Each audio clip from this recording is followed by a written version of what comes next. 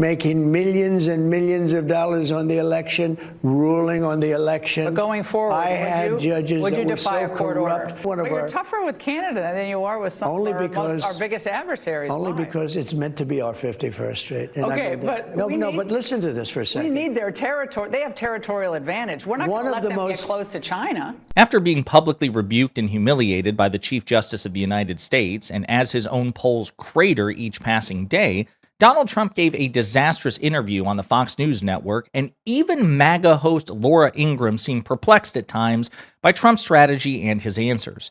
But before we unpack all that, if you end up liking this video and you want to support the channel, please be sure to hit the like, subscribe, and alert bells before you go. All right, friends, we have several clips to talk about from this interview. Again, classic textbook Donald Trump dishonesty, conspiracism, incoherence. Again, at various points, even Laura Ingraham's like, well, wait, what are you talking about? We're start with this one here, talking about judges. Because we're gonna first hit the other big news of the day, which was the Chief Justice of the Supreme Court issued what a rare statement about your suggestion on Truth that you posted earlier today that Judge James Boasberg should be impeached after he ordered those deportation flights to El Salvador halted, essentially turned around. The Chief Justice said it was more than two centuries. We understood that essentially impeachment was for very rare circumstances and not an appropriate response to rulings you disagree with. What's your reaction to the courts stepping in to make a statement here? They didn't make a statement when Joe Biden, decided to forgive all those student loans. Well, he didn't mention my name in the statement. I just saw it quickly. He didn't mention my name, but many people have called for his impeachment, the impeachment of this judge. I don't know who the judge is, but he's radical left. He was Obama appointed. Because we're going to. So again, classic Trump stupidity here. I don't know who he is, but I know enough that he should be impeached, and then goes on to say who appointed him. Again, just total incoherence, dissonance between one sentence and the other. He contradicts himself in a single thought. It was a rebuke. Yes, Chief Justice Roberts did not specifically mention Donald Trump, but usually if the Chief Justice is going to issue a rebuke, it's not because of just random Twitter users, right? It's because Donald Trump publicly and loudly called for the impeachment of this judge simply because of a ruling that Trump did not like. Okay, and imagine if the shoe were on the other foot and President Biden called for the impeachment of Matthew Kacsmaryk, a Trump appointee out of Amarillo, Texas, who frequently ruled against the Biden administration. That never happened. MAGA would have freaked out. Before I play the next clip, I'll also point out that Laura Ingraham had a really stupid example there. Well, Chief Justice Roberts didn't issue a statement about Joe Biden's student loan forgiveness. That's because when President Biden's first student loan forgiveness plan was brought before the Supreme Court, and the Supreme Court struck it down, wrongly in my opinion, President Biden said, okay, fine, fair enough. I won't use this particular student loan forgiveness plan under this authority, which is what the ruling held. And so Biden said, I'm going to try a different, very different student loan forgiveness program, which cites a different statutory authority. Perfectly legitimate, perfectly reasonable. It's just a stupid example by Laura Ingraham. Here's another clip. Excuse me, Mr. President, that there still is a process in place. You can read between the lines. It hasn't been a full ruling yet. And I know the Justice Department is appealing this on a couple of different grounds, but this is leading people to wonder whether there are court orders that you will defy because you believe that the judge has no jurisdiction or they're political questions and not justiciable at all. And what would you say to that? Are there circumstances where you would defy a court order? Well, I think that, number one, nobody's been through more courts than I have. I think nobody knows the courts any better than I have. I would say the chief judge does, but nobody knows them better than I have. And what they've done to me, I've had the worst judges. I've had crooked judges. I have judges that valued Mar-a-Lago at $18 million because that benefited his case, because he wanted to see me convicted of something.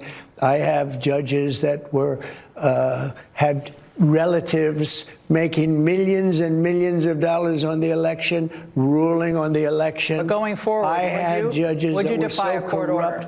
Because we all know that, and that was outrageous. I never did.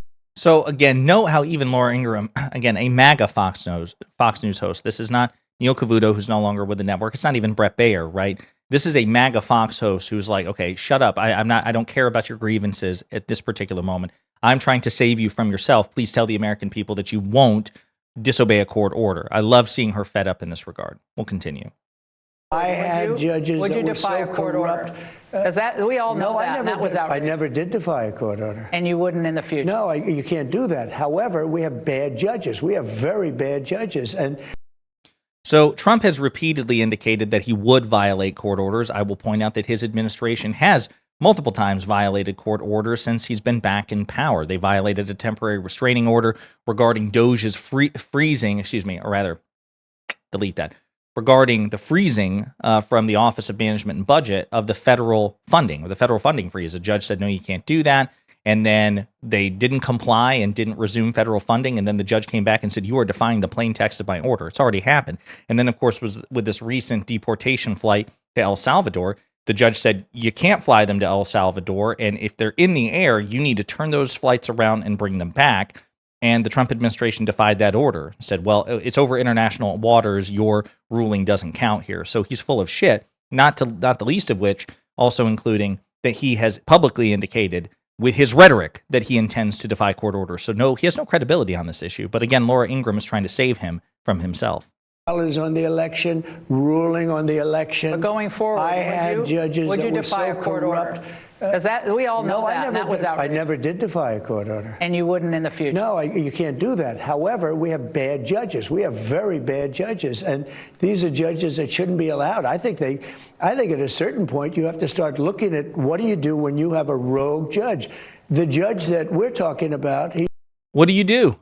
What do you do, Donald? Do you impeach?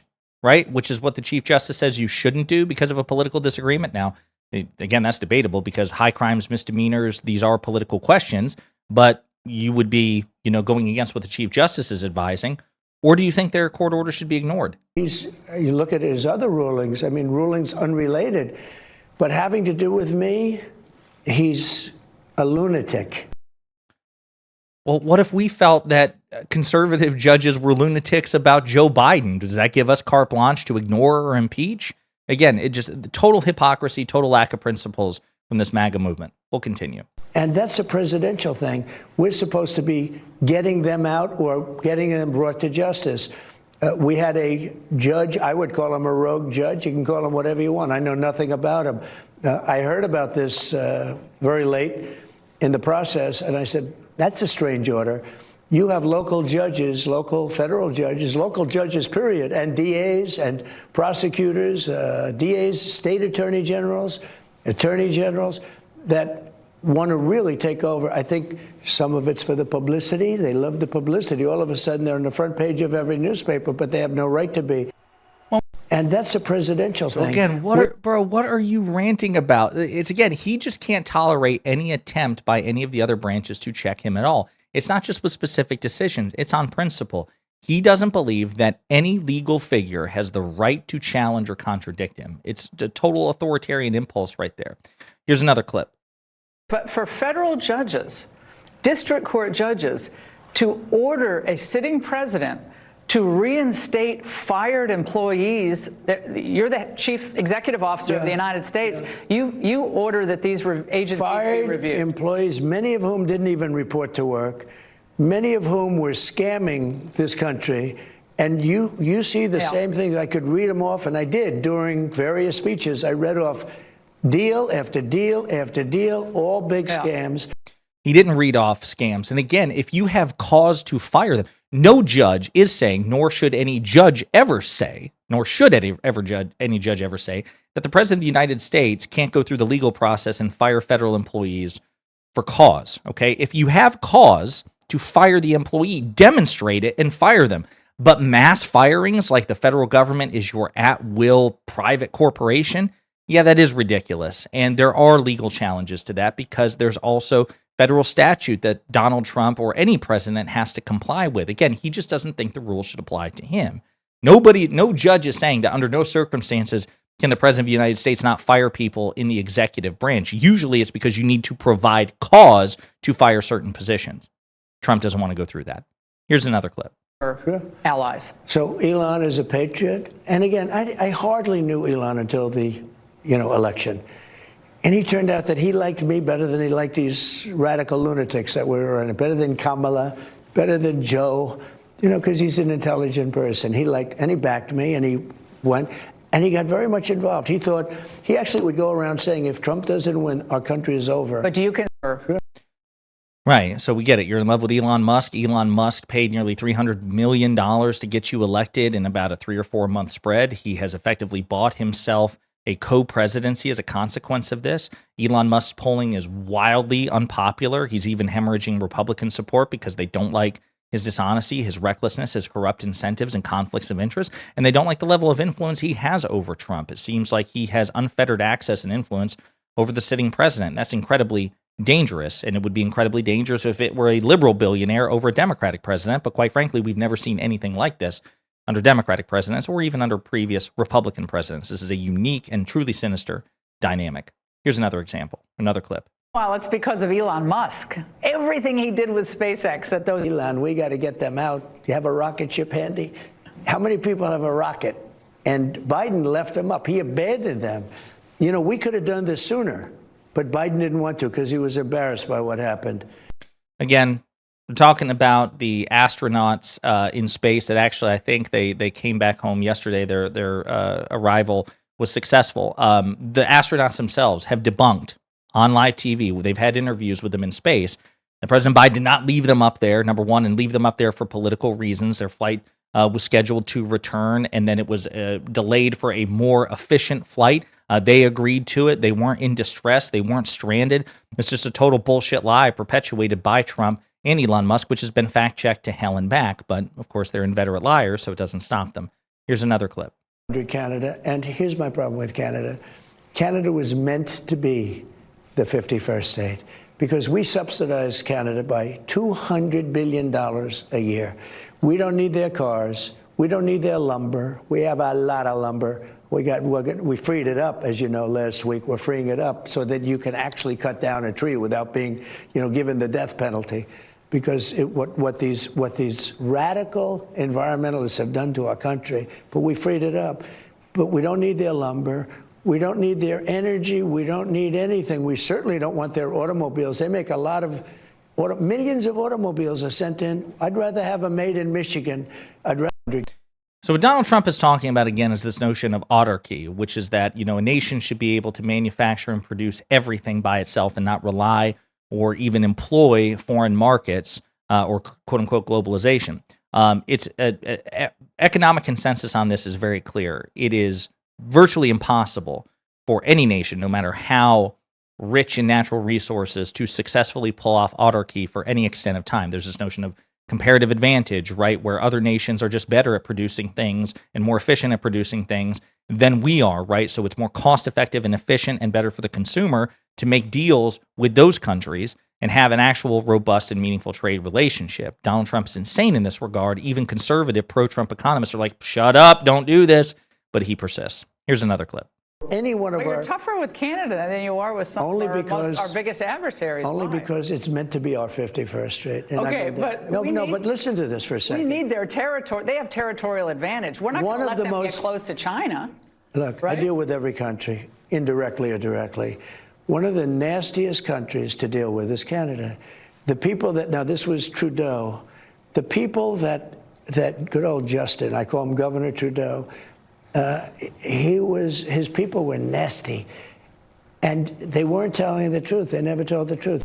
Imagine that being your complaint as Donald Trump, that people are nasty and not telling the truth, given that you're the nastiest and most dishonest person in modern politics. And again, even Laura Ingraham is like, dude, you're so full of shit. I mean, this is ridiculous. You are harder on our biggest trading partner than you are our adversaries. You're picking fights that you need not have, and you're upsetting a trade agreement that you yourself negotiated. On that front, one last clip. We rebuilt our military. Canada doesn't pay for military. They don't give any. They give us nothing, and they are the worst people to negotiate with of everybody. They had with USMCA. You finally got them around the edge on that, though. I got them there, and USMCA is good, but they cheat. An agreement's good, but they cheat. Again, this goes back to, I love that she brought it up, like, well, you were the one who inked the deal with them. Well, they cheat. How? This is Donald Trump in action, okay? Again, disastrous interview full of conspiracy theories and dishonesty and contradictions and, picking on our biggest trading partners for absolutely no reason whatsoever. Just classic Trump. And even Laura Ingraham was scratching her head at times, a MAGA Fox News host. Classic Trump. In the meantime, let me know what you think in the comments.